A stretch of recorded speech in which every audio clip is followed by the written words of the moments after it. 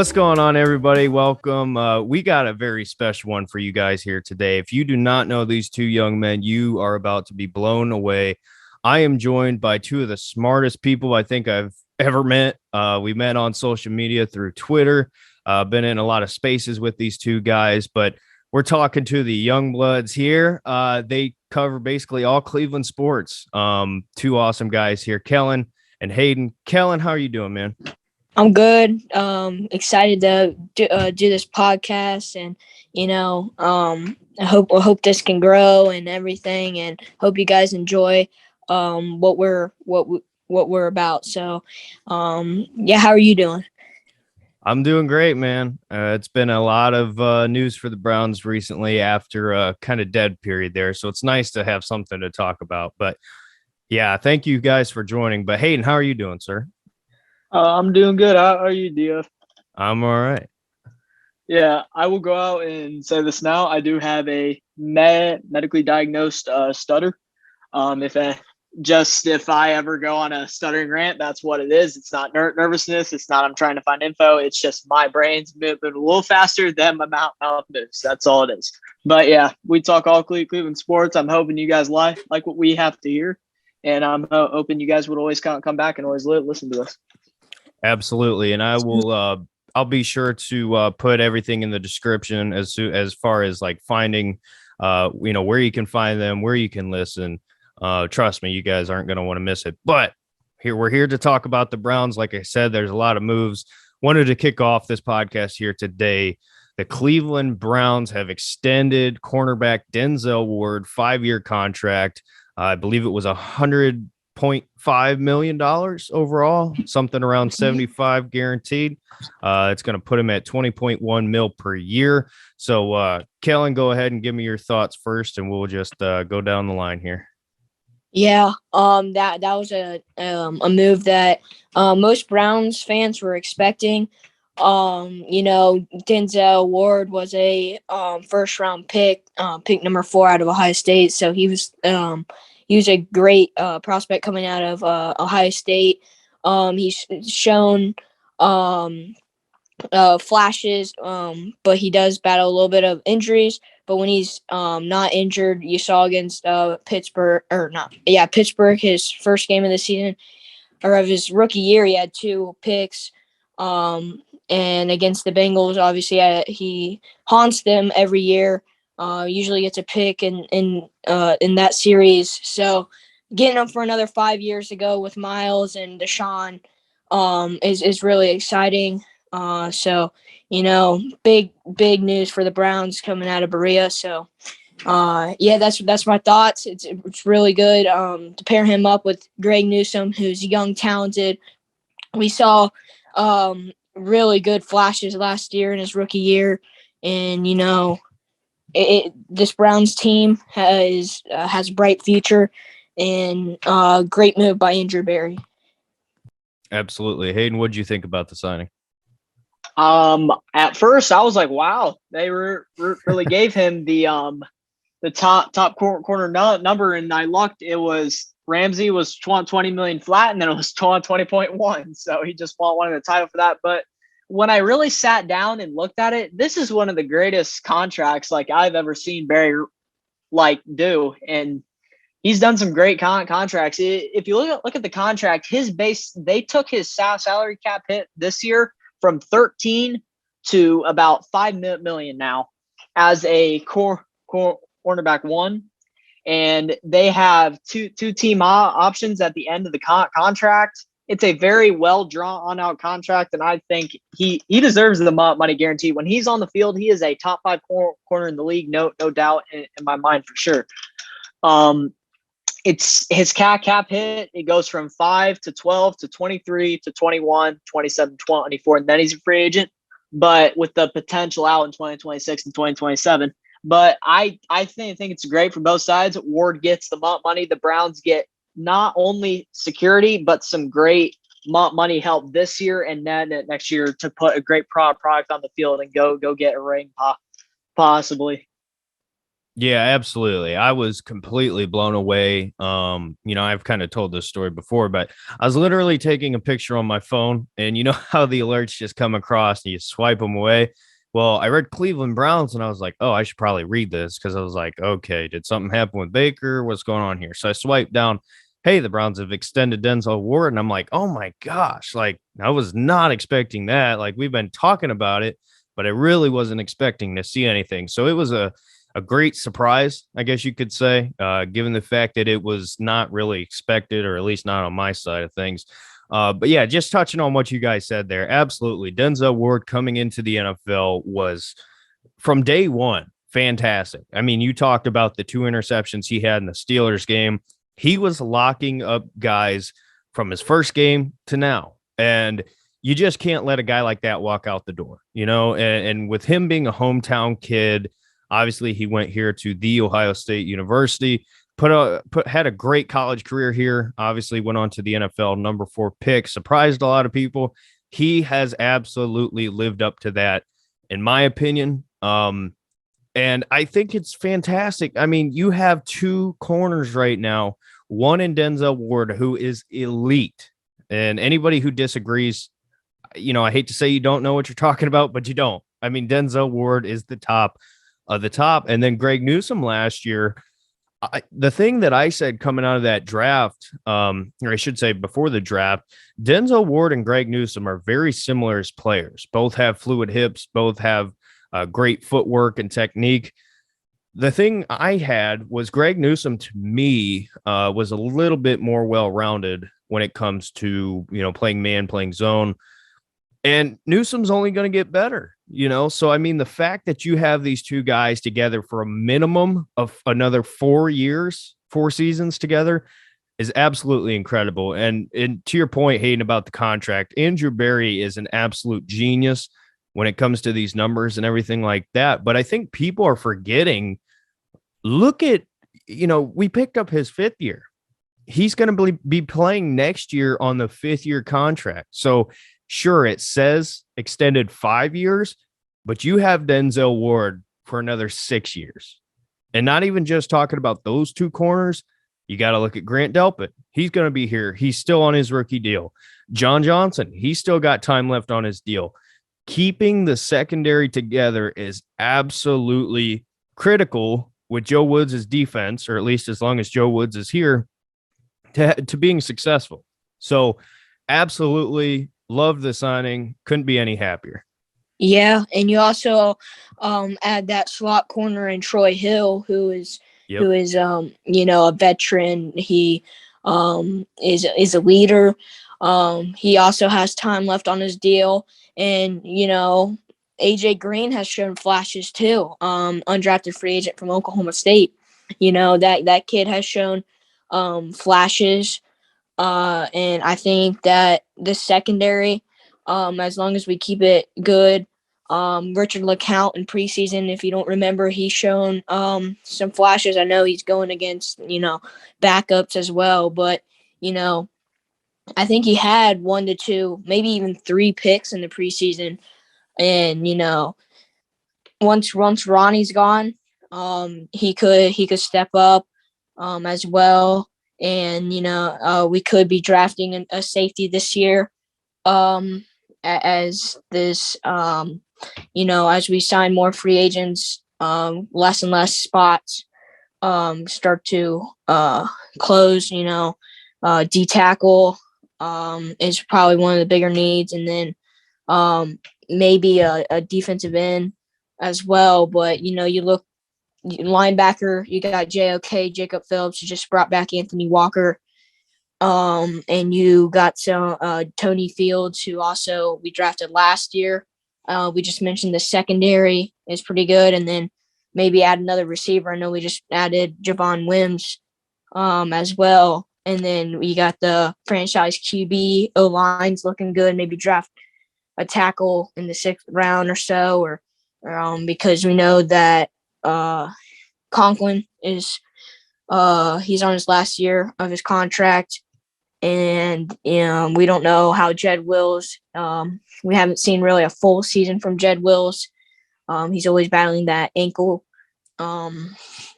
So this team's needs are just basically on that D line, and once we get that filled up with either a draft pick within the top second or third round, maybe add Hakeem Hicks and the gold guy, I think is his name. Add one of those guys in a draft pick. I think you're pretty set.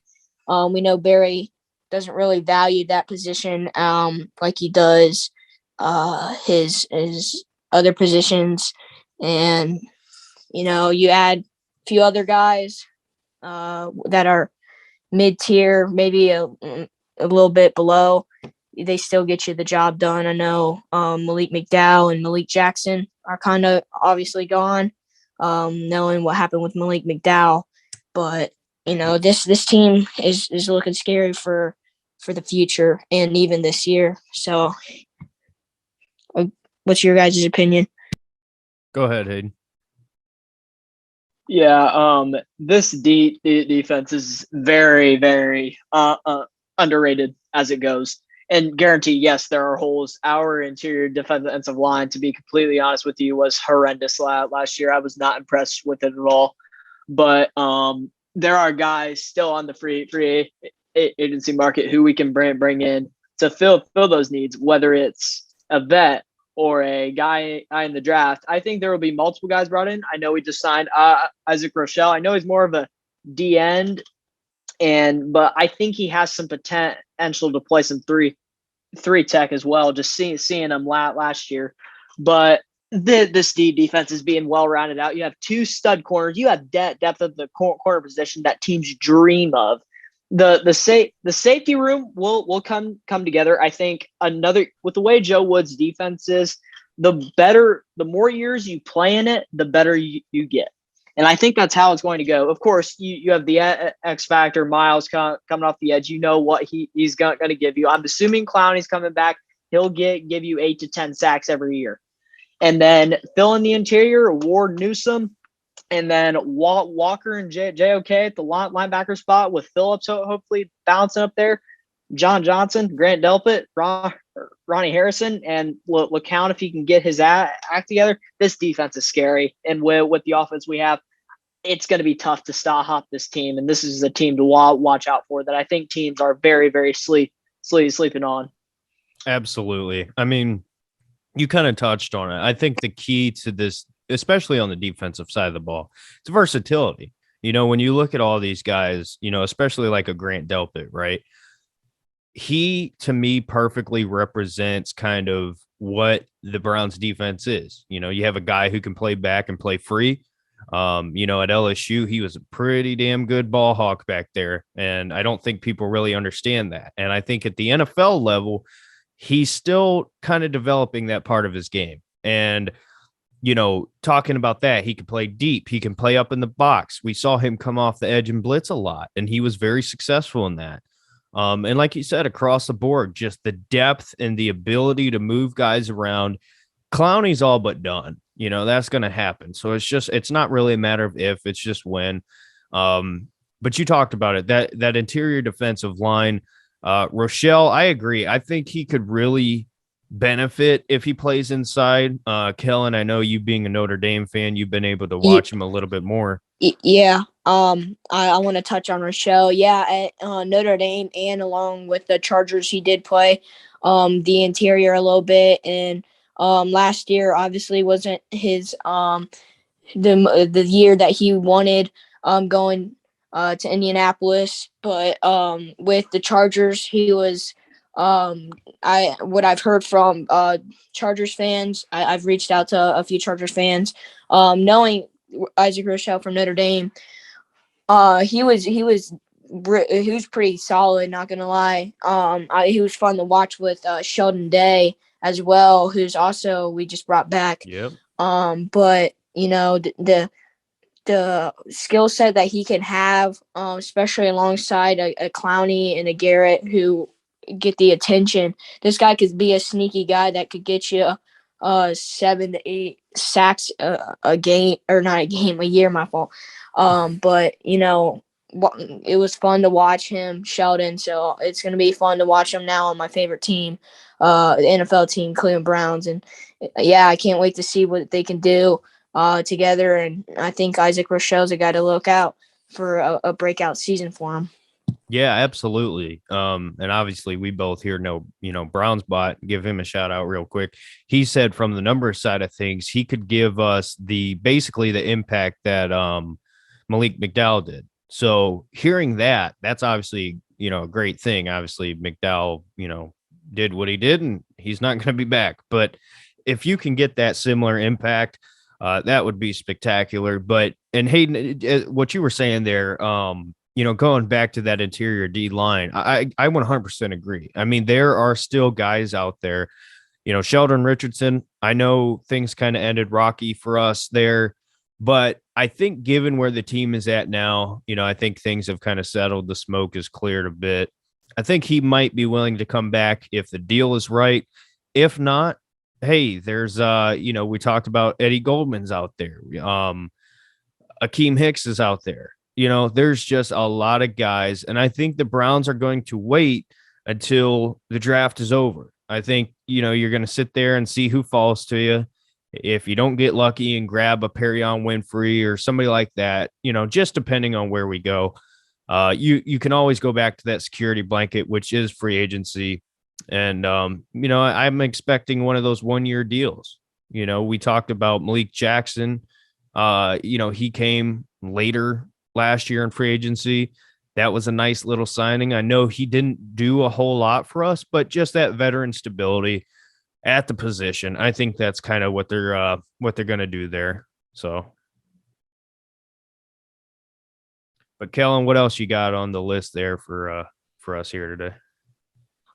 So as we said, we talked about Grant Delpit, and last year was Grant Delpit's basically rookie year. So he came off the Achilles and played that whole 2020 season, which was a little bit of a bummer.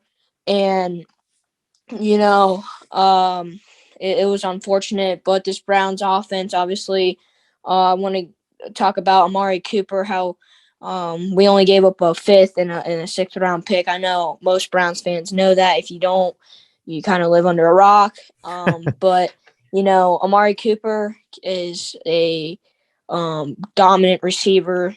He's definitely an upgrade from what we had. I know people might argue Odell, but I'm saying this from a standpoint where Odell didn't work out for us, and I think Amari Cooper, just the way he's not that sort of guy that's going to throw you a tantrum. I know on Browns After Dark we talked to Metcalf and how it wasn't all Baker or Odell's fault. He talked about how there's some times where receivers, they don't like the quarterback they're playing for, and they're not going to risk their body as much as they would for another guy that's better, and so on and so forth. So Amari Cooper's definitely an upgrade over Jarvis. As much as I love Jarvis, Amari Cooper obviously is just a better receiver. And getting rid of Austin Hooper was probably a good move by Barry. You can't really complain with Barry because this guy he doesn't make many wrong decisions, and having David Njoku on this team, we've been waiting for a breakout season for this tight end, and bringing in Austin Hooper 2 years ago kind of like obviously decreased his playing time. And this year, David Njoku, even though he's yet signed his franchise tag, he's gonna be a guy to watch out for. Getting Nick Harris to start this year, we've seen flashes. Although he has short arms, we've seen flashes. JC was just old. And I mean, he brought that veteran mentality to the locker room, but you can't keep everybody forever. And I'm grateful for what he did with Cleveland, but you could tell his time was ticking, and which like I said, nobody can stay on the team forever. And JC was moved, and excited to see what Nick Harris brings to this O-line. And yeah, I'll pass it to you guys. Before I want to mention one last thing. Chris Hubbard, signing him, dude plays every position, it seems. You can play tackle, guard, center. I mean, like you said, you like that versatile guy like on the defense, and the Browns like to have that guy in Chris Hubbard, because we've seen in the past couple of years Chris Hubbard just keeps coming back. Fortunately, he had that injury last year that took him out for the whole season, but this year he's going to play a role in Cleveland, especially if Nick Harris isn't going as planned. So and we got some depth pieces to the line I'll talk about after you guys give your thoughts on Amari and moving JC, as long as Hooper, freeing up the time for David Njoku, Nick Harris, and also bring back Chris Hubbard. Yep, go ahead, Hayden. But to bring your point there with Amari. Amari was a great pickup. Just seeing what other teams have had to do over in money and in trade compensation, I think that was one of the best steals of the trade market this year. With how much the Patriots gave up for Devontae Parker, they gave up a 3 and a 5. Guarantee it was a few future picks, but at the same time, it's a 3rd round pick is better than a fifth round pick. Excuse me. It's kind of obvious for that reason, but yeah, I love the Amari. He's a very Nick Chubb like guy. He's not very rah. Won't say much. He always produces and never really complains at all. And I like that in a player, which is going to be our number one receiver. And then to your point about JC Treader, he was a part of the 0-16 team, I believe, and he's been there since the dark days, and he's been there for great. I loved him, but the problem with him was I don't think the dude practiced once this year. It always had knee and DMP, which means did not practice on the injury report. He didn't practice all year. His knees are gone, and I think it was time before. I don't think you need to put all your trust into Treader before his knee blows out in a game, which I'm surprised how it did this year. Surprisingly, that didn't happen. Excuse me.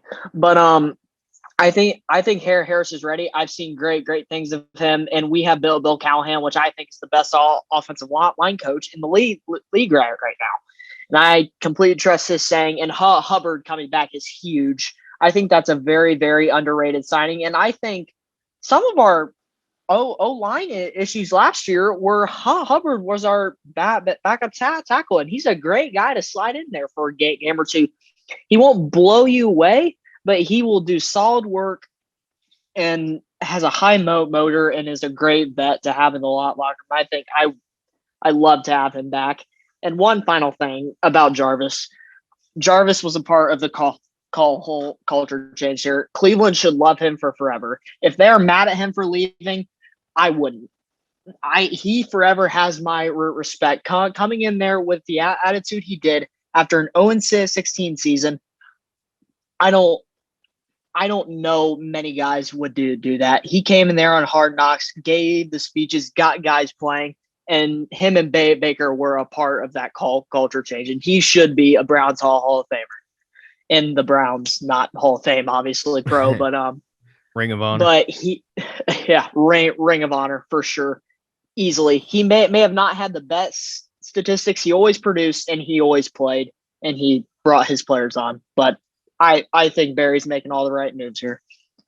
Yeah, absolutely. I think that the addition of Amari Cooper, what you just talked about there with Jarvis, it really sucks. Obviously there's the chance he still comes back. It would be interesting. I'll say that. I don't believe it will happen. But fingers crossed, never say never. But, as far as Amari Cooper, I mean, it is an upgrade. Amari is, in my opinion, at this point in time, a much better route runner. He's got better speed. He can stretch the field. And just kind of getting back to the route running thing, if you have not already, go back and look at Bucky Brooks talking with Amari Cooper, and I want to say, I forget who it was. There was a quarterback with him, and they just kind of broke down film and explained things. And oh my gosh, just listening to him explain, just the technique of, the release and getting off the line, and hey, manipulating the corner and what he thinks what he thinks you're going to do. It was just absolutely incredible. On the offensive line, JC Treader, exactly what you said. I mean, he's been injured nonstop, but he's always fought through and he's always played through, and that's great. But at this point in time, you drafted Nick Harris to be this guy. You had him in the waiting. You had Bill Callahan coaching him up, getting him prepared for the NFL game. From what we saw in the Packers game, I think he's ready to go. I think he fits this scheme better than JC Treader. Nothing away from JC Treader as far as his impact that he's had. He's fought through, he's been here, he's been a warrior, but Nick Harris fits this zone run scheme way better, in my opinion. He's held his own in pass pro, and he's just somebody that is way better in terms of getting to that next level. In coaching, you talk about getting ahead on a linebacker. He's that guy that you want to do that. So I think upgrading as far as athleticism from the center position is going to be a key factor there. And what you kind of talked about with David Njoku, as far as Austin Hooper leaving, it's going to be interesting because I think Njoku should have been the starter anyway, but now he is for sure. And I think Harrison Bryant is got a lot of potential. I think he has a lot of potential. I don't know to the extent of the role they're going to have him play. I'm kind of interested as far as the draft and seeing where we go in terms of tight end. Are we going to take one in the draft? Are we going to sign a vet? It'll be interesting to see as far as that tight end 3, possibly competition for tight end 2 role. But Austin Hooper, I've been saying this, it's almost like with Karis LeVert for the Cavs. I'm happy you went out and you tried to upgrade the position. You went out and you got it done, but it's unfortunate. It just hasn't worked out as well as planned. Obviously, LeVert's still new here, so there's still time. But, when it comes to Austin Hooper, it was something that I thought would work out better than it did, but it just didn't work out. So it's unfortunate, but I'm interested in seeing this opportunity that, David Njoku has to really step up into that tight end 1 role that we've all been waiting for. He's improved massively just in his time here with the Browns as a blocker. His hands have even gotten better. That's been a major complaint from us. And Harrison Bryant too. You're talking about a guy who's not been in the NFL long, came out of a small school at FAU, had some pretty big comparisons, talking about guys like George Kittle, and I think he's done a great job in the NFL so far. Not sure what his production numbers are, but he's been pretty good as far as what I can remember, and his impact. So it'll be interesting to see, but it'll just take time. But what do you think about that, Kellen? Harrison Bryant, I think that to get to that Kittle status, if he ever does, Kittle is one of a kind. But if Harrison Bryant could get a little thicker, put some more muscle on, I think he could get real close and be that dominant number 2. Like you said, drafting one, I could see that maybe 3rd, 4th round. There's lots of options. There's starters now or starting now tight ends, and there's development guys at the tight end position in the draft. I think Harrison Bryant, if he can get thicker, get a bigger build. We've already seen what he can do. He's I didn't really see him too much last year, didn't really play too much. But if he can, like I said, if he can get that build, I think he'll be a good threat for this Browns team alongside David Njoku. Hayden, what do you think about it? I was when they had drafted him, I just woken up. It was 1:00. I overslept and I saw this and I'm like, hey, he's the Mackey Award winner and we drafted him on day 3. I'll take that into the dang week. But there's a lot of great comparisons to him. He has a lot of potential. And in 2020, when he played, there was a game where David and Hooper was both out. It was the Bengals game. We came all the way back. And he stepped up to the occasion and played very well. So he has proven stats at the same time as well. And he didn't get much time last year, but I think he'll be the pure number 2 tight end, and Njoku will be 1. I think those two will be one of the best tight end tandems in the league, or maybe even the best. And I think there's plenty of potential for that. And another thing you have to think about, if Harrison does pan out and plays well, and we can't really get a contract done, he wants to go for the money, which is understandable.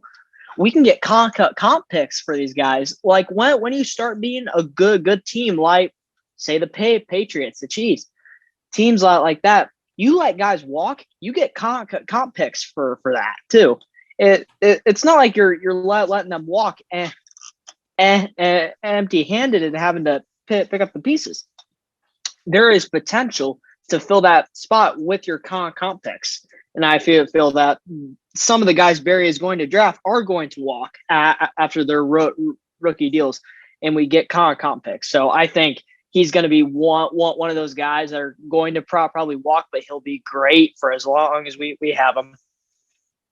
Yeah, absolutely. And I feel like that's kind of the thing here that we're finding out being a good team. You know, I should say being a good team again, but I guess being a good team in the modern era of the NFL, we can keep our core plays together and just kind of rotate guys. You know what I'm saying? When it comes to the draft, get those comp picks back, fill the holes. If you're great at drafting, that's how you can be successful in the NFL today. I feel like Andrew Berry is definitely trustable in doing that. So, but yeah, it's kind of something that'll take a minute to see, because we're only in year 2 or 3 of Andrew Berry when it comes to the draft. So it'll be interesting.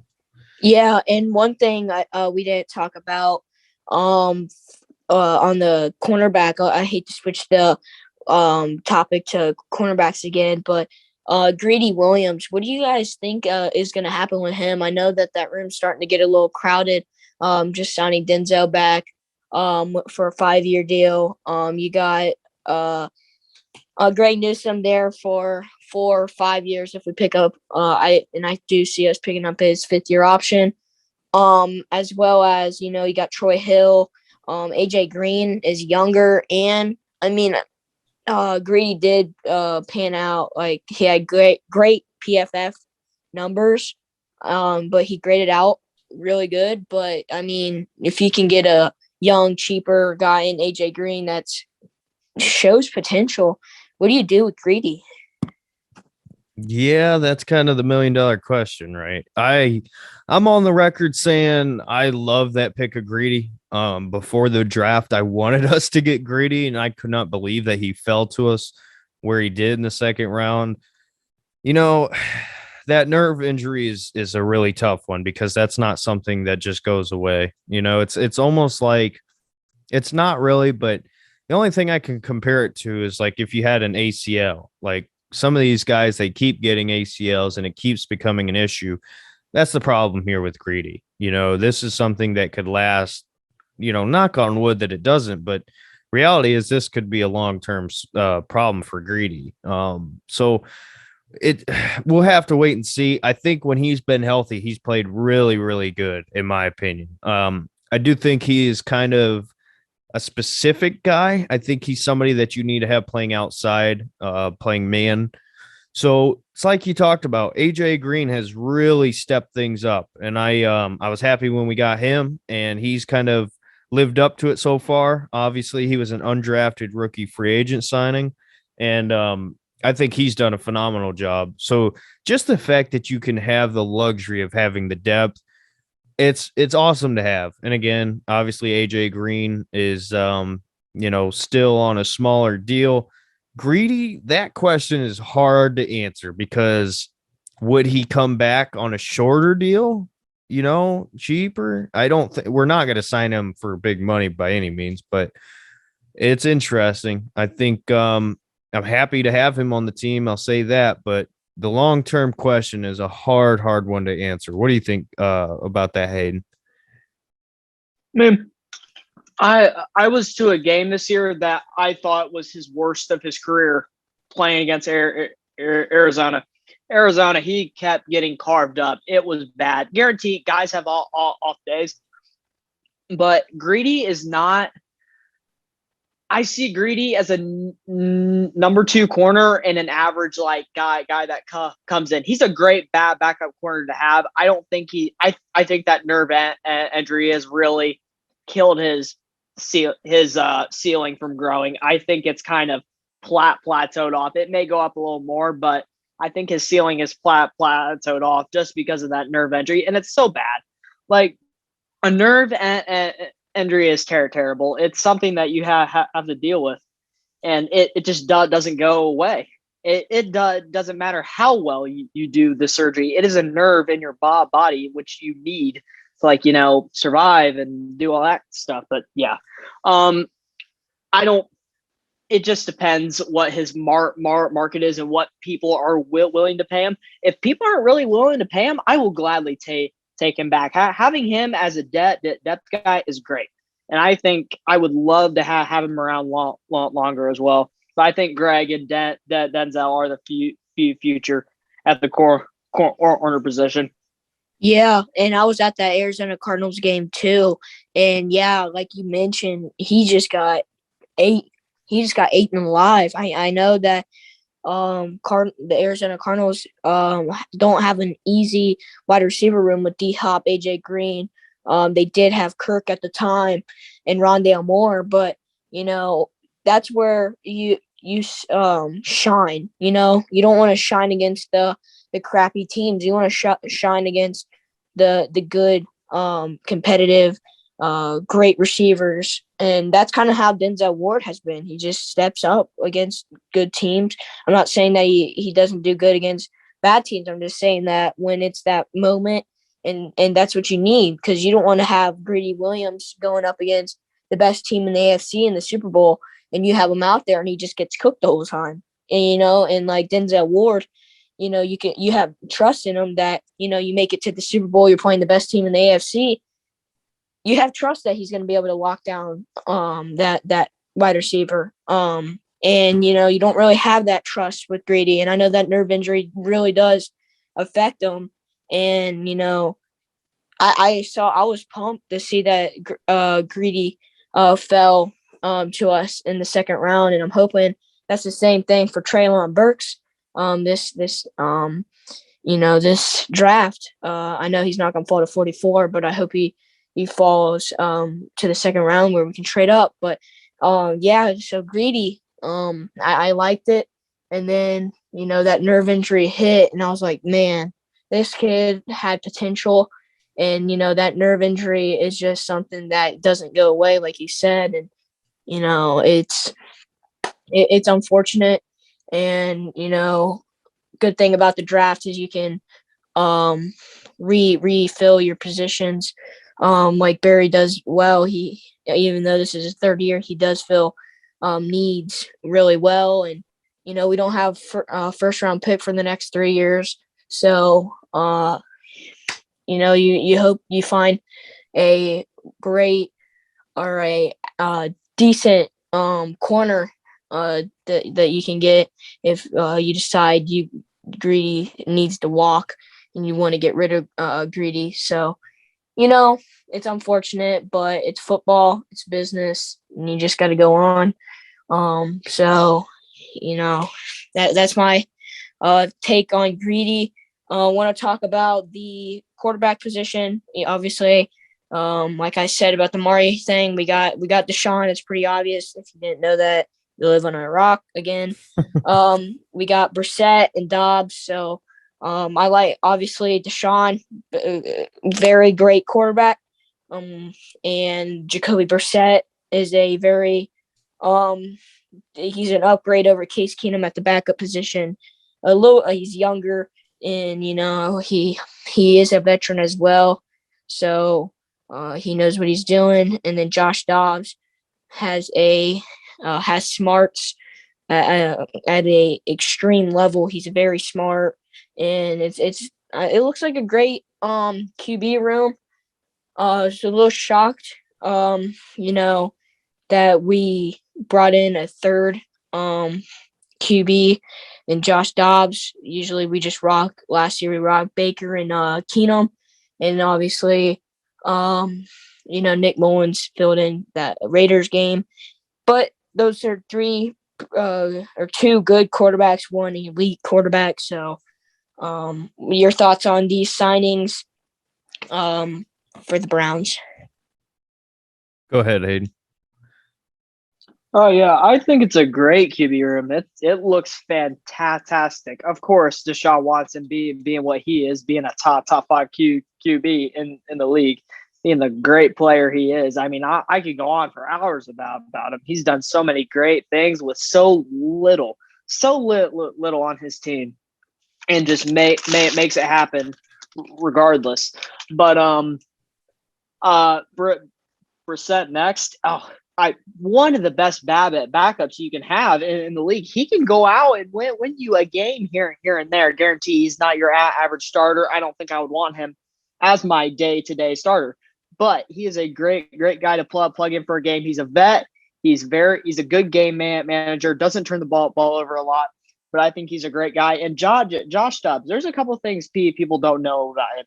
He's obviously very smart. He's a certified rocket scientist. So at any point in time, you can screw this football thing. I'm gonna go work at NASA. That is cool as heck. That's all awesome to have in the locker room. Smart guy. And there were stories being put out, even Ben Roethlisberger liked this guy. He was a great locker room guy. Knows how to cheer on your teammates. Sit there, is watchful eye. Very smart kid, obviously, like I stated. But I think he will be there, and then we'll probably bring in somebody else for camp, obviously. But I think he's going to be I know you guys may remember Drew Stanton when he was here. He'll be in that kind of role. Never really is active at all. If a Deshaun suspension happens, he will be the backup QB. But he's a great set of eyes to have on the sideline. He's a great locker room guy. All three guys are, in my personal opinion, great locker room guys in a very good QB room to start, and I think it's the start of something great. Yeah, absolutely. I mean, obviously the top, Deshaun Watson. I mean, I think it really speaks for itself, and again, yes, I know you can talk about the win record, whatever, but you got to look at the teams that he's been on. And for him to put the numbers that he has had on these teams is pretty incredible to me. And I think anybody who knows remotely anything about the sport of football can tell when you're on a terrible team and you're still producing, it's pretty impressive. And, obviously what he's going to bring to this team is, it's going to speak for itself. Behind him, Jacoby Brissette, I think that this is a very good signing. Obviously we hope that he doesn't have to play, but he's got the experience. I think this entire quarterback room is really a sign of what the new look offense is going to be.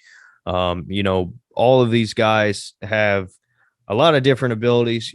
For me, I think Jacoby Brissette, he's got a rocket for an arm. So to be able to push the ball down the field, he's got a ton of experience starting, produced pretty well for the Colts there for his time. He was on the Dolphins last year. It was kind of complicated with that whole situation, but I really like Jacoby Brissette. And then Josh Dobbs, you talked about a smart dude. To me, this is somebody that you hope doesn't have to play, and that's nothing against him. But in terms of the behind the scenes stuff, understanding, just the offense and being able to be in that quarterback room and kind of help others along, I think it's fantastic to have, and I get it. He was a Steeler, but I've always liked Josh Dobbs as a player. I don't think he's the best by any means, but his skill set, I think all of these guys' skill sets fit really well together to fill up this quarterback room. So, yeah, I was kind of surprised at the Dobbs signing, but we'll have to see how that goes. So, but yeah, overall, I would give this quarterback room an A+. That's just my opinion. Yeah. And, I'd like to see Jacoby Brissette in game 17. I'd love to see that. That means we're resting the starters. and that's a playoff lock. So, I did want to see him out there in game 17. So, I want to talk about sticking on the same side of the ball, talking about Jakeem Grant and this new wide receiver we just got, Javon Williams. Personally, the Browns needed a great punt returner, or kick and punt returner. We haven't had one since, Cribbs is the primarily guy. And then you had Travis Benjamin, who wasn't too bad, but you got this guy and Jakeem Grant on a 3-year deal, and I think he can get out of it after this year or something like that. Jakeem obviously went to the Pro Bowl for his punt returns and kick returns. He's had, I don't know how many kick returns he's had in his career, but this guy is an upgrade over Schwartz and DPJ back there, as well as Felton. So a very underrated signing by Barry. And then I haven't really seen too much of Javon Williams. The only thing I remember of him was the thing he did against Gardner. And that speaks for itself. But that was a little bit of a shock. But I want to talk about Jakeem and both of them. So if you guys know anything about Williams, feel free to speak. But yeah, I want to talk about Jakeem, how elite and explosive this kid is, and how it's going to bring a step up in the special teams game. Hey, obviously the special teams as a unit, to be really honest, needs to step up. It's really been killing us, and I think it's been one of the most overlooked parts, because when Mike Preffer came in 2019, our special teams unit was pretty good, other than the kicker, obviously. Ever since Phil Dawson and Billy Cundiff, we haven't really been able to find a kicker that's been able to stay for 3+ years. But that's here nor there. But I think it needs to step up. We need a good returner, and Jakeem the Dream Grant really does that. He is fantastic. He's done it for years on end. His kick returns with the Bears last year were fantastic.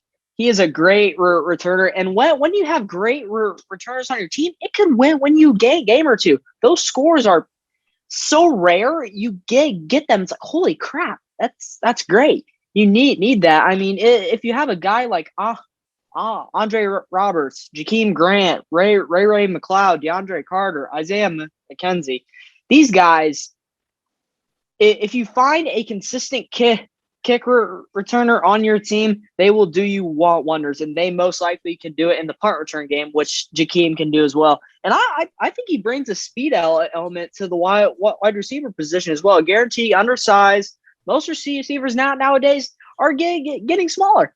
They're getting smaller and faster, and I think that's the way the game's going.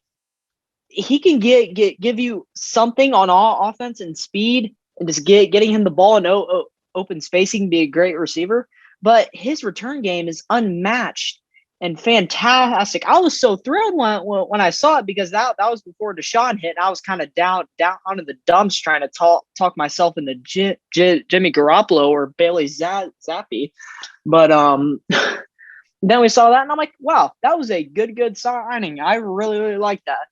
But he's great. Javon Williams, I have 2 moments that I only know about him. Of course, when he punched Chauncey Gardner-Johnson, I still don't understand, and I don't think a lot of people understood that. And then dropping a wide open streak in the playoff game against the same Saints in the end zone. He just let it go straight through his body. It was not a great. I think with those type of signings, it's bodies for camp. And I don't think it needs to be taken as he's going to be on the roster for sure. He's going to be there to compete. He got playing time with the Bears. He showed them something that he can play in this league. But the two moments I only know him for, he punched somebody and dropped the playoff touchdown ball in meaningful time. No, this was not garbage time. It was a streak down the field, wide open, and just lets it go through his body, and they end up punting that drive. It was a great ball, and you just let it go through him. But he's just a can't body, in my personal opinion. I didn't really take much to it at all. But Jakeem Grant is going to be a difference maker this year. You're going to see a different return game this year, I feel like. I feel like this is a prove it year for our special teams coordinator. If we don't do well and find a good punter and kicker in the kick return game, if it doesn't go well, even with Grant, I think Pratt Prepper has to be fired. There's no ifs, ands, or buts about it. Yeah, I completely agree. I think that was a camp body signing, 100%. And again, look at the wide receiver room where it's at right now. You know, we're still obviously building on to it. Obviously, Jamarcus Bradley was brought back. To me, they've got the plan, but they're also putting security blankets in line. And I think that's kind of what this was. I hope we don't have to watch him on a Sunday playing for us, you know, and that's no disrespect to him, but if that happens, that means we're not in a great spot. And, you know, obviously I hope that doesn't happen. But yeah, I mean, it's kind of interesting, right? Because what is the plan going forward? That's kind of where I'm thinking right now. And I really just don't know. I don't know what the plan is for Jakeem Grant in terms of the offense, you know, because we're talking about how many wide receivers are going to make this room. It's a tough question because how much is the offense going to change? My personal opinion is I do think it's going to change quite a bit. I understand it's going to be still the same layout in terms of scheme, but as far as adding to the scheme and using more pass plays and more 4 wide receivers, 11 personnel, whatever, I think you're going to see that a lot more. It's just a matter of who. And that's the question we don't know right now. I think Jakeem Grant can kind of be used in the, you know, jet sweep type role. Just get the ball in his hands, let him run, do his thing. But in terms of the punt return and kick return game, it's like I talked about with excuse me. I talked about with why am I blanking on his name right now? Who'd we just talk to? Eric Metcalf. That's what we Eric talked Metcalf. about. Yeah, I can't believe I blanked on his name. I've been talking to so many people. It's like I said with him, you know, the speed and everything, that's all well and good, but you got to be able to read and understand how blocks are setting up. And I'm going to get clowned, by the way, for forgetting his name, but whatever. But yeah, I think that Jakeem Grant is a much needed signing. I think Demetric Felton did a decent job returning, but as much as I love DPJ, that's just not the role you want him in. You know, same thing goes with Anthony Schwartz. It's like I was saying, he's just not ready at this point.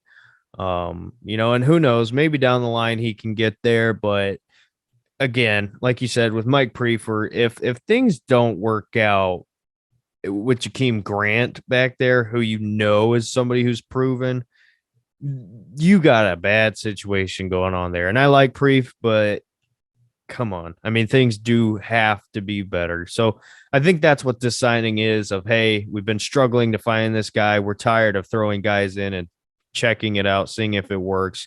But I loved the Jakeem Grant signing. That's honestly one of my most underrated favorite signings for us this offseason. So we'll have to wait and see. Yeah.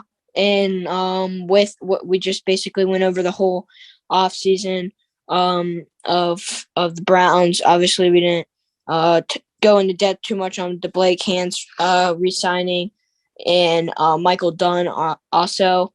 We also added depth, Ethan Pochek as well. And this week has basically been depth signings.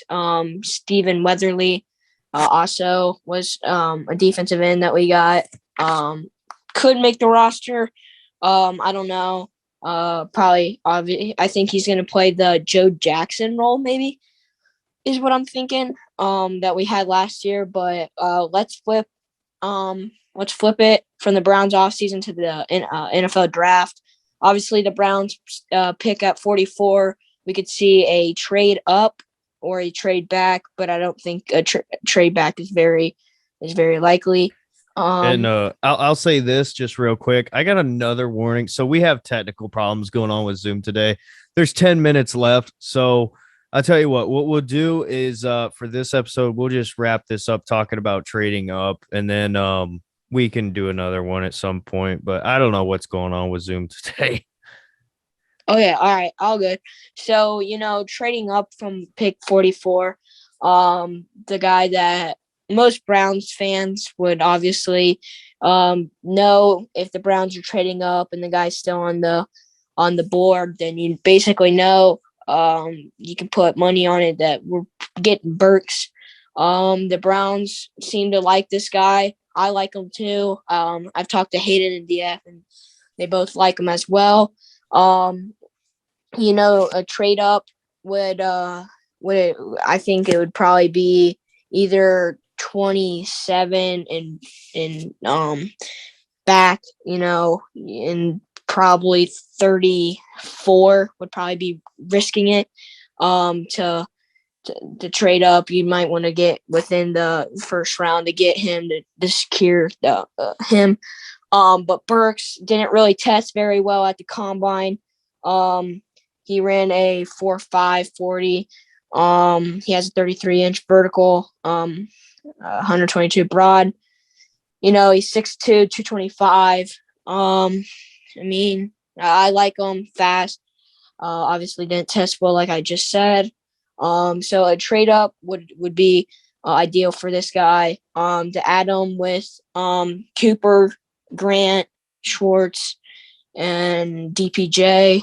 That would be a pretty solid wide receiver room right there. And I'm gonna send it over to you guys. I would love a trade up for him. And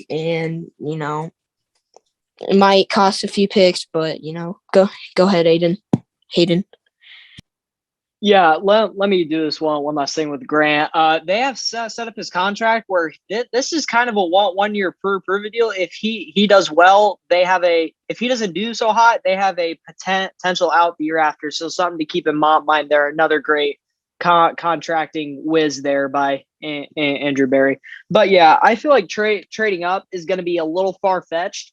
I think it's just going to be if somebody falls like Burks that they like. People have talked about Chris Olave recently. There's no way that he gets into our trade up range. We've cleaned out the cupboard already. We're not trying to clean it out even more and be even more in draft pick debt necessarily. It's not really how I should say it, but draft pick efficiency is how I should say it. But yeah, Burks, he's in the top 3 for receivers on my board. When you turn on the tape of him, he's nuts. He played with a pectoral injury. I don't know to what severe, but he played against Bama, which of course Alabama, the top dog in college football, almost every other year.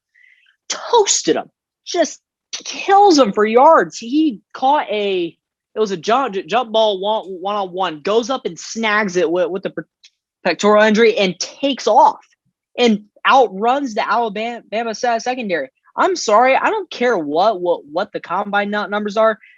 Game speed and this 40 are two different things, and his game speed is ridiculous. He has that second gear that some guys want, and if he clicks in that second gear, you're not catching him. He's a big bodied receiver with that good acceleration, great hands, great route running. He can run some jet sweeps, some gadget stuff as well. He's a great yacker receiver. I mean, he's the whole package in my opinion. You can talk about combine numbers and all you want, but I've always learned film doesn't lie. It never does, and it's there. If I would encourage everybody to go watch that Alabama game on YouTube. He is fantastic. Yeah, absolutely. If the Browns get him. Absolutely. I've been saying it. I'm sure you guys have heard me say it. I think Treylon Burks will be a Cleveland Brown. I do think we're going to trade up. I think, I really don't know if they pull the trigger on the end of the first, but if he gets to the second, I wouldn't be surprised if a deal gets done before the draft even comes around that night. The reports are out there. They love Treylon Burks. They love George Pickens. I think that Pickens off the field stuff and potential character problems, we know he's had some history there. Unfortunately for him, I think that might steer the Browns a little bit away from him and put Burks ahead of him. I love Treylon Burks. I know he had the bad combine. I know he's very, very raw as a player, but the dude is an absolute freak. I mean, at his size, and again, like you said, the film does not lie. Again, like Hayden said, go watch his film. It's absolutely spectacular to watch. He's literally a running back with the ball in his hands, and he can turn on that burst and just run through guys. Fantastic contested catch ability. He's got great size, big, strong hands. At Arkansas, they basically used him vertical routes and a gadget guy. And I think if the Browns brought him in, they could kind of slowly bring him along with that, along the similar lines that he did at Arkansas, and hopefully he could develop and turn into a potential number one. But we'll just have to wait and see on that. But again, go ahead, Kellen. Yeah, I just wanted to say that Burks is just like a poor man's Deebo Samuel. He really is. If you just watch tape, he's that guy. And, he would bring explosiveness to this offense, even how explosive it is alone without him. He just bring it to the next level. And it would be this team, if we got Burks or Pickens, one of those two guys, this team is going to be a fun team to watch on Sundays, Thursdays, or Mondays. You know what I mean? It's just going to be great. And I'll pass it to DF. Yeah, absolutely. It's going to be exciting. I'm pumped for the draft. I know you guys are as well. Unfortunately, we have what they call a hard out here from Zoom. I don't know why. They must have updated. And now there's time limits. So I have 2 minutes, 35 seconds remaining. So unfortunately, we are going to have to end this here. But just wrapping up, guys, go ahead and let them know where they can follow you guys on Twitter, and then obviously the Young Bloods. Go ahead and let people know where they can find y'all. Yeah, you can find me. I'm pretty sure it's at Heyman _ Hayden. I'm pretty basic with my name. I'm gonna work on getting a separate account for the show so everybody can go there and doesn't have to go to my personal account or Kellen's. But we try to do shows 2 to 3 times a week. It's hard to schedule. Life is always runs up on you. You get busy and all that. But we always try to do 2 to 3 shows a week. We're always before Browns at After Dark, which is a great show to go. I encourage all of you to go listen to that at 9. We're all on Twitter Spaces for now. There could be possibility for more, but I would put that out on my Twitter if there's other platforms to find us. Yeah, and my at is Kellen Kim KIHM, so capital K and Kellen and capital K and Kim.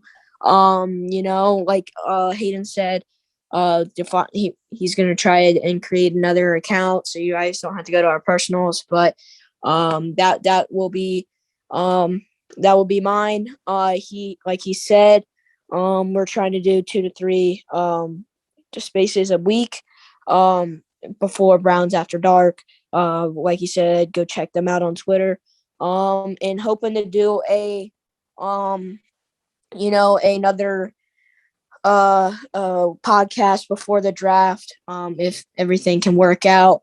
I know that we live busy lives, because there's just a few things that we I want to touch on that we weren't able to due to the Zoom time. But this was a fun first episode, and can't wait for more to come. Yep, everybody, I got literally less than a minute. I don't know. That could be 10 seconds. That could be 20. I don't know. But Zoom sucks. Everybody, thanks for watching. Let us know what you think. I'll be sure to tag them in the description. So drop us a comment, drop us a like here, and let us know what you think.